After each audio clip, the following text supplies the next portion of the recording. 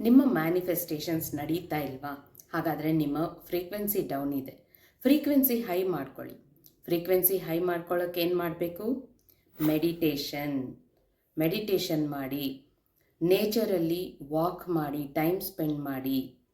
ಇದಲ್ಲದೆ ನಿಮಗಿಷ್ಟವಾದ ಕೆಲಸಗಳನ್ನು ಮಾಡಿ. ನಿಮಗೆ ಯಾವ ಕೆಲಸ ಮಾಡಿದ್ರೆ ಮನಸ್ಸಿಗೆ ತುಂಬ ಖುಷಿಯಾಗುತ್ತೆ ಆ ಕೆಲಸನ ಮಾಡಿ.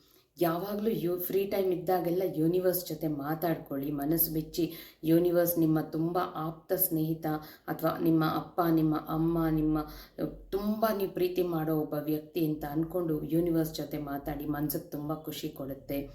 ಈ ರೀತಿ ಎಲ್ಲ ಮಾಡಿದಾಗ, ನಮಗಿಷ್ಟವಾದ ಕೆಲಸಗಳನ್ನೇ ಮಾಡಿದಾಗ, ನಮ್ಮ ಹಾಬೀಸ್ ಏನಿರುತ್ತೆ ಆ ಹಾಬೀಸನ್ನು, ಹಾಡೋಕ್ಕಿಷ್ಟ ಇರೋರು ಹಾಡುಗಳು ಹಾಡಿದಾಗ, ಮ್ಯೂಸಿಕ್ ಇನ್ಸ್ಟ್ರೂಮೆಂಟ್ಸ್ ಗೊತ್ತಿರೋರು ಅದನ್ನು ನುಡಿಸಿದಾಗ, ಈ ರೀತಿ ನಮಗೇನು ಇಷ್ಟ ಅದನ್ನು ಮಾಡ್ತಾ ಇದ್ದಷ್ಟು ನಮ್ಮ ಮನಸ್ಸು ತುಂಬ ಖುಷಿ ಪಡುತ್ತೆ. ಆಗ ನಮ್ಮ ಮ್ಯಾನಿಫೆಸ್ಟೇಷನ್ಸ್ ಬೇಗ ನಡೆಯುತ್ತೆ.